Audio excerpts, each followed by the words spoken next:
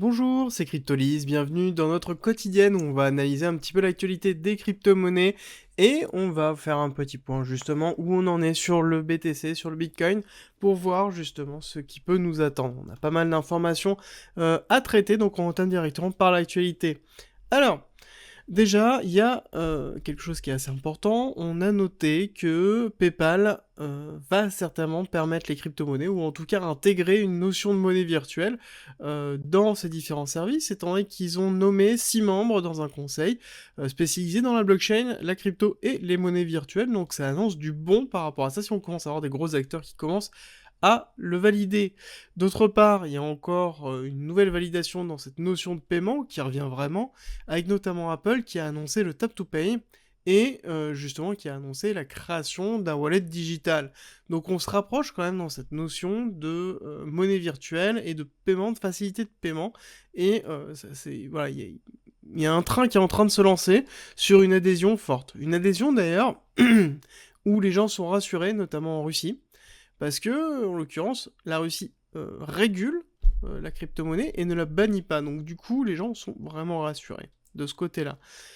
Dernière nouvelle, toujours pour l'adhésion massive, on voit que BlackRock, on voit, c'est une rumeur à l'heure actuelle, mais ça n'empêche qu'il commence à avoir des signes annonciateurs, mais BlackRock, donc un des plus gros, si ce n'est le plus gros asset manager au monde, va permettre de tout simplement faire du trading dans les cryptos à travers leur plateforme d'investissement Aladdin. Donc ça, c'est encore des rumeurs, rien n'est confirmé, mais ça n'empêche qu'il y a quand même pas mal d'informations qui commencent à se diriger dessus, donc ça renforce encore justement cette notion que les crypto-monnaies ont tout à fait leur place, que ce soit à travers un use case fort, donc les paiements, et bien évidemment une notion d'investissement avec tout ce qui peut aller à travers ça, donc que ce soit de la volatilité, que ce soit du capital à risque, ou même pourquoi pas retrouver à travers une notion d'inflation, une notion très forte au niveau du BTC qui garde justement une croissance régulière. Alors, c'est terminé un petit peu pour les nouvelles, on va attaquer l'analyse du BTC, donc petit rappel habituel, nous sommes sur une vague 1, vague 2, hop, on va même activer directement l'arborescence, ce sera plus rapide. Hop. Nous sommes donc sur une vague 1, vague 2, vague 3. Vague 3 terminée en avril 2021 et nous sommes sur le retracement, en tout cas c'est la schématique que l'on a pour l'instant jusqu'à son invalidation. On a une schématique de retracement A, B, C, avec un B avec extension et on attend le C avec extension. Pourquoi on attend le C avec extension? Parce que tout simplement nous avons des zones de liquidité très importantes qui se trouvent sur cette zone-là, donc sur la zone des 28 000, en dessous des 28 000, enfin en dessous des 29 000, pardon, entre les 29 000 et 28 000, et on attend justement la dernière extension de cette C avec un 1, 2, 3, 4, 5, 5 qui est en cours de formation en tout cas, où on attend le début de formation qui va se passer pour pouvoir aller prendre ces liquidités et ensuite entamer une grande vague 5 d'Elliott. Voilà un petit peu la schématique que l'on a, qui est renforcée en plus par une schématique de Wyckoff, avec un BC, AR, ST, et un saut qui, en temps normal, même si on est dans une réaccumulation, doit prendre la liquidité de la R. Le saut en lui-même, il est vrai que dans une réaccumulation, on peut s'arrêter sans prendre la liquidité de la R et repartir.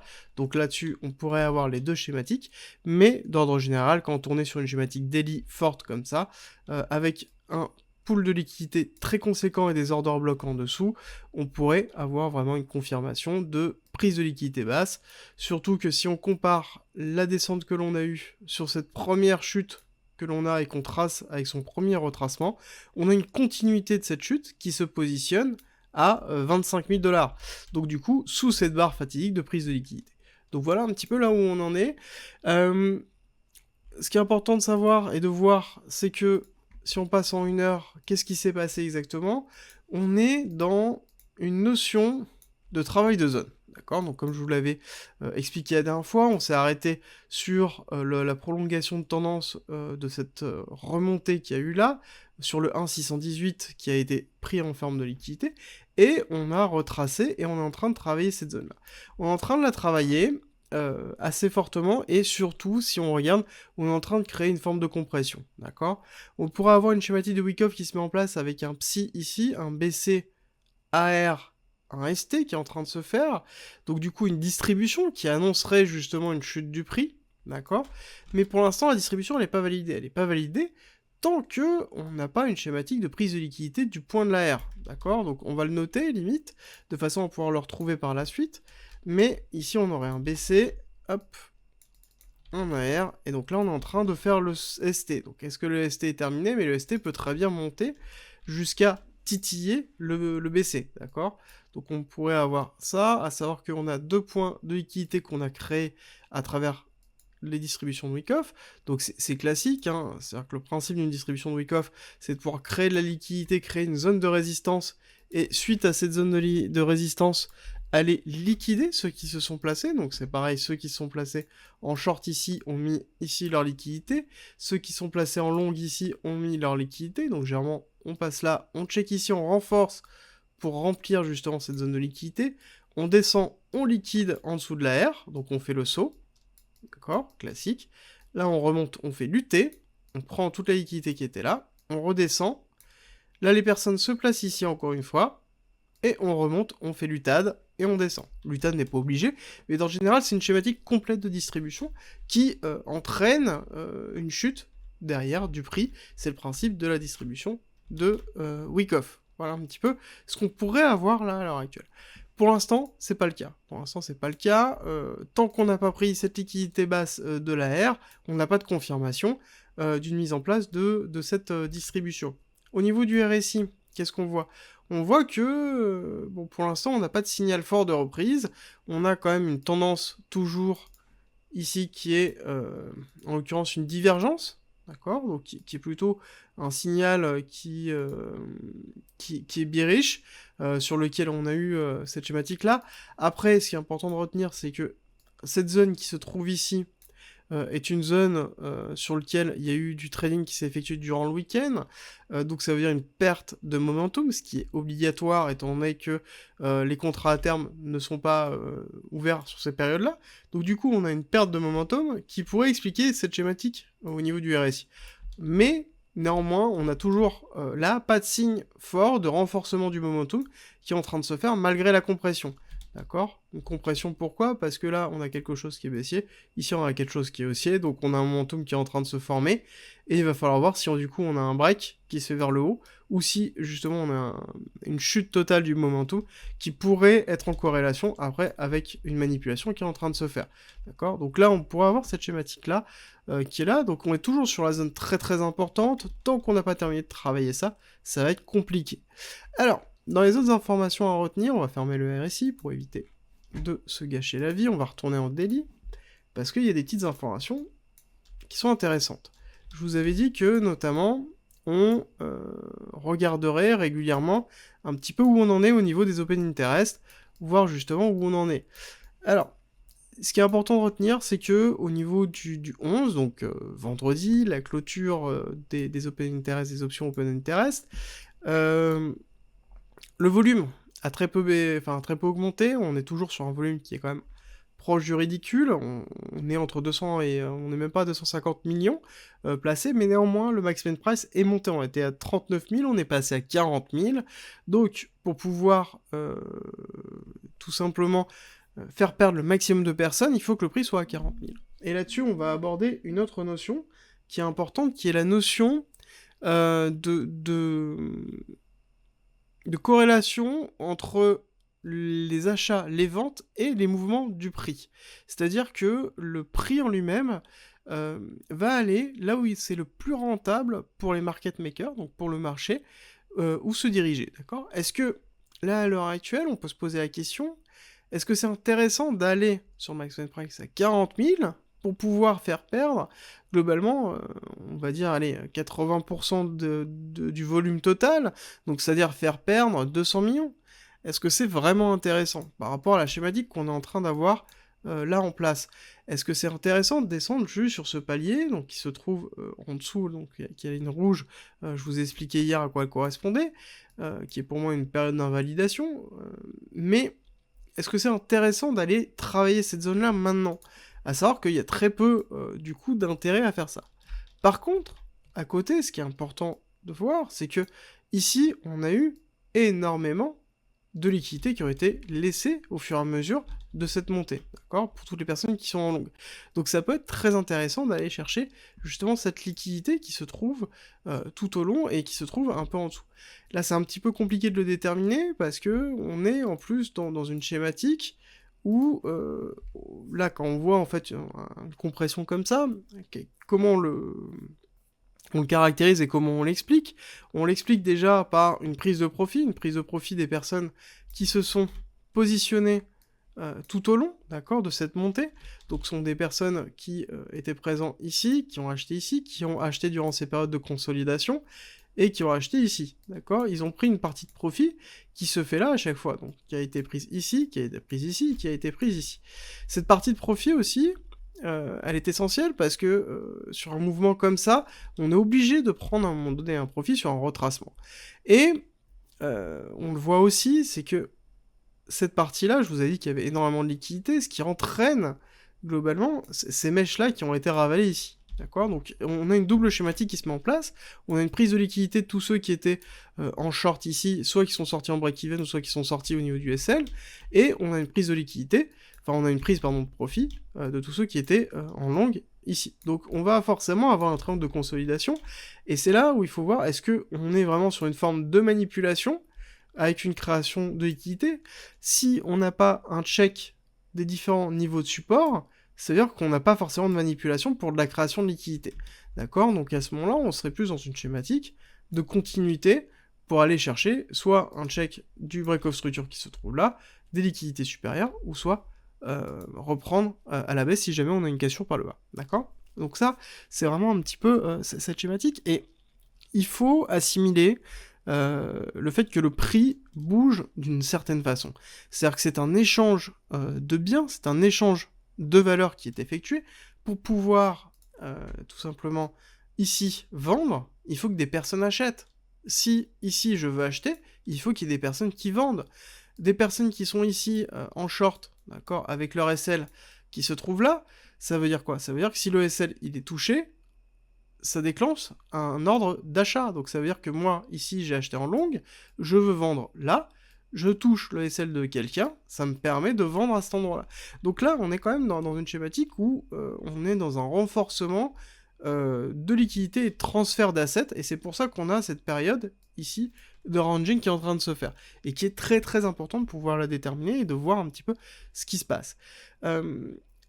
D'autre part, quand je vous dis justement qu'il y a une notion de transfert de liquidité, et que justement pour pouvoir vendre, il faut avoir quelqu'un qui achète, et réciproquement, donc si je veux acheter, en tout cas plus bas, donc il faut que je déplace le prix vers le bas. Pour déplacer le prix vers le bas, il faut que j'ai des personnes, tout simplement, qui continuent de vendre ou qui continuent d'acheter. Et là, il va falloir faire très attention, parce que si on veut amener le prix beaucoup plus bas, ce qui serait par exemple le cas lors d'une forte manipulation pour aller chercher des liquidités basses, ça veut dire que là, on va faire en fait un faux mot, on va liquider les personnes ici, et ensuite on va descendre. Et cette notion de liquidation, elle est très importante de pouvoir la déterminer, parce que si on retourne en journalier, et qu'on regarde un graphique qui est assez connu, que vous pouvez retrouver d'ailleurs sur Sentiment, un petit peu pour le faire, si vous voulez le faire, qui permet d'avoir la répartition au niveau des wallets. C'est-à-dire que en rouge, j'ai la courbe des wallets, donc on va dire des retail, avec moins de 10 000 bitcoins. Bon, 10 000 bitcoins, ça reste quand même très conséquent, mais on va dire que c'est plus ou moins les wallets de retail et de gros retail. Et après, on a les wallets à 10 000 bitcoins, et jusqu'à l'infini et l'au-delà, d'accord? Et ce qui est intéressant de voir, c'est que cette schématique-là, on voit que ici, on a une chute, d'accord, du nombre de pourcentage des bitcoins dans les wallets, donc c'est-à-dire qu'il y a une prise de profit des whales qui se fait sur les tops, alors que derrière, on a les retail qui rentrent justement sur du bitcoin à ce moment-là. Et c'est là où je vous explique que c'est un transfert de liquidité. Parce que, tout simplement, pour pouvoir vendre, il faut qu'il y ait des personnes qui achètent. Voilà. Clairement. Et réciproquement, qu'est-ce qui se passe ici? Ensuite, là, on retrouve quelque chose où les whales vont acheter. Vont acheter où? Vont acheter les dips, vont acheter les bas, et du coup, ils achètent qui? bah, ils achètent les retail. D'accord? On a bien une chute qui se fait au niveau des retail, alors que ce soit à travers de la liquidation si jamais, heu, là-dessus. Bon après, quand on regarde une schématique comme ça, c'est forcément par rapport au Wallet Explorer, donc ça veut dire que c'est, les beacons en custodial, d'accord? Donc c'est important, c'est du spot majoritairement quand on regarde ça. Mais on voit que, du coup, on a cette schématique de vente des retail qui se fait, rachat des whales qui se fait, et qu'on retrouve aussi, encore une fois, ici. C'est-à-dire que, bon, là, il manque parce que ça va jusqu'au, je crois, 12-13 janvier. Donc il manque un petit peu, mais en extrapolant, on aurait quelque chose qui se trouve comme ça. Donc on aurait les retail qui commencent à sortir, les whales qui commencent à se remplir. Là, on aurait une poussée. Je suis sûr et certain que le niveau était assez bas au niveau des retail. Et donc, on aurait ici une petite montée qui correspond à cette montée-là. Et donc là, on aurait par exemple ici une petite baisse parce qu'on aurait une prise de profit qui se fait là. Et pour préparer en fait potentiellement une chute. Pourquoi potentiellement une chute? Parce que si on regarde ce qui se passe ici, là, c'est le même principe, c'est-à-dire que là on avait une consolidation au niveau du nombre, on va retirer un petit peu tout ce que j'ai fait, hop, on avait une consolidation ici du nombre de retail, parce que passé à un moment donné, il y a des personnes qui hold, et qui holderont jusqu'à la fin, donc globalement, il faut attirer du chaland pour pouvoir faire monter un petit peu le cours, créer de la liquidité, et ensuite vendre pour pouvoir après racheter ce qui a été acheté, d'accord? Donc ici, tout simplement, on pourrait très bien avoir des whales qui vendent leur bitcoin qu'ils ont acheté plus bas, d'accord? Et vont entraîner une chute tout simplement du cours. Donc les retail qui sont rentrés dans cette zone-là voient leur actif divisé par 30, enfin retirer 30% de leur actif. Qu'est-ce qui se passe? Bah ils revendent. Qui c'est qui rachète? Bon, en l'occurrence, c'est les gros portefeuilles, d'accord? Alors, sans aller dans la notion de conspiration, parce qu'on est très très loin, mais ça n'empêche que, à partir du moment où on a un marché qui a un transfert de liquidité entre deux mains, une main forte et une main faible, il est essentiel de comprendre qu'il y a forcément, à un moment donné, une part de manipulation, et il faut toujours aller dans cette schématique-là. Pour moi, quand on fait de l'analyse technique, on ne peut pas se permettre de ne pas comprendre cette notion de déplacement de liquidité, de cette notion de main faible, de main forte, et de mettre de côté euh, tout ce qui est intérêt du market making.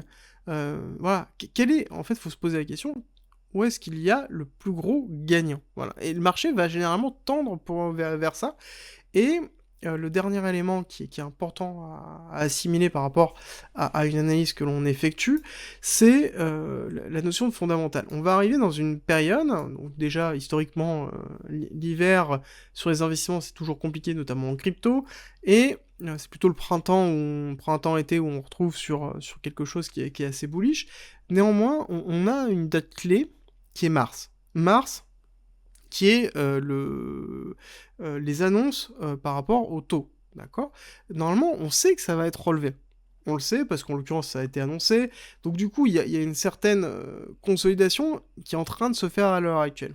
Et il faut se poser la question suivante, c'est est-ce que mars, cette annonce, entraînera vraiment une chute, ou sera la consolidation de quelque chose qui est déjà préparé depuis plusieurs mois, et sera le socle d'un nouveau départ. Globalement, c'est un peu la schématique que j'ai moi en tête, et de toute façon, on le voit bien, parce que fin mars, sur les open interest par rapport à ce que je vous présente depuis un certain temps, c'est là où on a le plus gros volume au niveau des open interest, avec quasiment 10 milliards, on arrive. Je vous ferai certainement un point à un moment donné dans une prochaine quotidienne par rapport à ça. Voilà. Donc, n'oubliez pas, faites attention à vos positions, ne vous laissez pas, surtout FOMO, euh, posez bien toutes les conditions, et si vous rentrez ici, au niveau du BTC, voilà, faites attention, parce que si vous rentrez là, ça veut dire que votre stop loss, il est ici, et ça fait quand même une énorme marge entre les deux. Donc ça veut dire que bah, vous avez quand même pas mal de risques. N'oubliez pas, ce n'est pas parce que vous avez l'impression d'avoir loupé un train que c'est le cas. Il y aura toujours des opportunités, il y a toujours... le prix retrace toujours. Donc voilà, prenez le temps, et surtout, n'allez pas trop vite, ne prenez pas de risques, préservez votre capital. Merci d'être resté avec moi jusqu'au bout. Abonne-toi, partage si t'as aimé, et rejoins-nous sur Discord. C'est avec plaisir qu'on t'accueillera. Et à très vite.